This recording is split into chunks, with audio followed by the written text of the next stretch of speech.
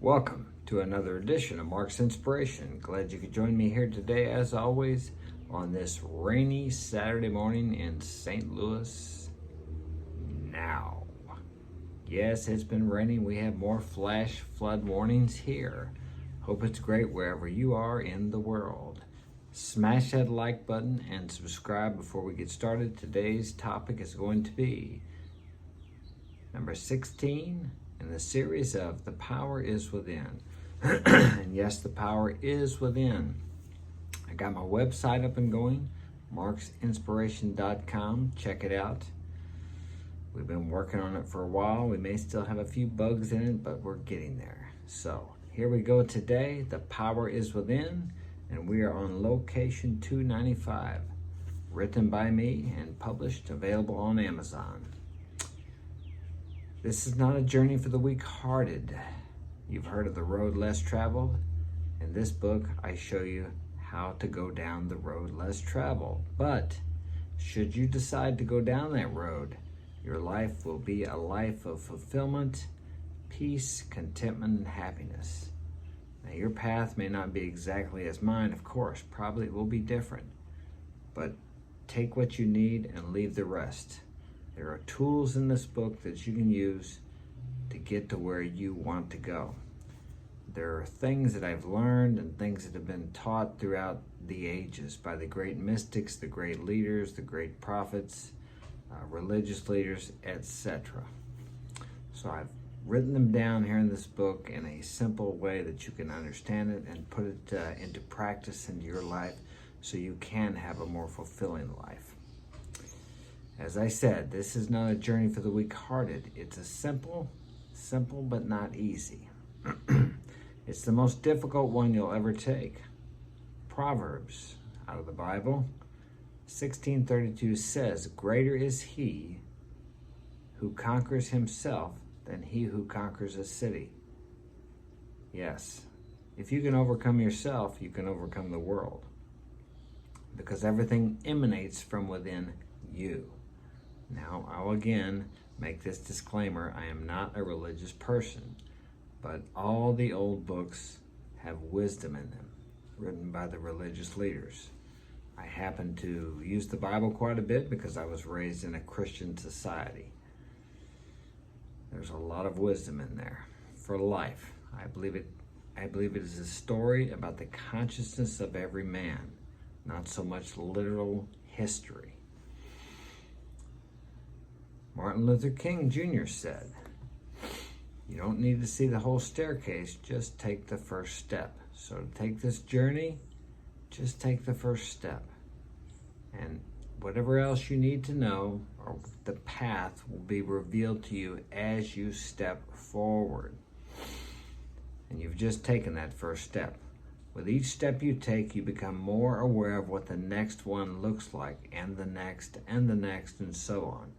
You begin to see opportunities that seemed invisible before. Actually, they were invisible to you. They were always there, but you can't see them. Everything you desire in life is yours. But because you don't believe it, you cannot see it. You don't see, how do I say, I get this confused. You only see what you believe. You don't necessarily believe what you see. The opportunities were there. You just hadn't yet reached the level of awareness. But each step that increases awareness. Each step increases awareness. But each step increases that awareness. I read that wrong. I thought it was a misprint after I had it edited the second time. My mistake. Okay. The step you just took will be rewarded with awareness as you continue to allow yourself to feel and release the emotions and turmoil inside of you. It's painful bringing those things out into the light of day, but the rewards far surpass the pain of trying to keep them stuffed inside of you. And getting them out of you allows that great power inside of you to shine. Greater is he that is in you than he that is in the world. Think about that for a moment. Greater is it that is in you. Greater is she that is in you. It doesn't matter what you call it. We each have that power within us. Call it God, call it divinity, call it the universe, call it higher self. What does it matter what name you put on it? Even in the Bible, they have, I don't know how many different names of God. So call this power, whatever you desire to call it. Call it Luis. That's what Wayne Dyer used to say. Call it whatever you like. And I agree with Wayne Dyer 100%. Now, I'm not a religious man. I don't subscribe to any particular faith, but I allow myself to learn from the great words of the great teachers of history. These are some of the most powerful words that have ever been spoken. They are thousands of years old, and yet they still remain a part of our present culture, even though much of the world from that time is now gone. Words are pure form of energy, and energy never dies. An example best illustrates the power in this quote.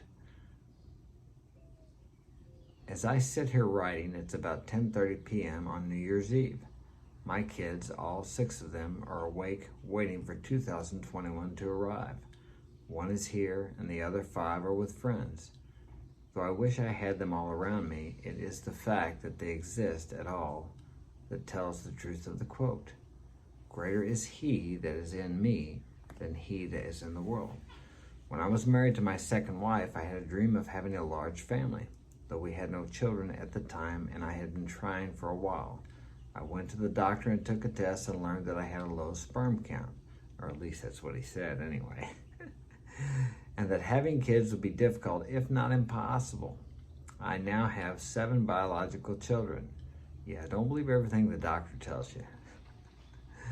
He that is in the world, in this case, the doctor or medicine in general, was nothing when compared to the he that was within me. The desires within you are the gifts given to you from God. You would not have the desire if you did not have the ability to achieve that desire. But it's up to you. You have to face fear. You have to step out into the unknown. Change. It's a frightening thing, but you can do it. Okay, he that is in the world, in this case, as I said, the doctor or medicine in general is nothing compared to the he that was within me. That inner he, represented in John 4:4, is referring to the God of the Bible, but it is not so limited as the limited understanding of it. What the verse truly represents is the creative power of imagination, that power which can do all that the world says can't be done. That's what I don't understand, and that's the message I want to get across to you.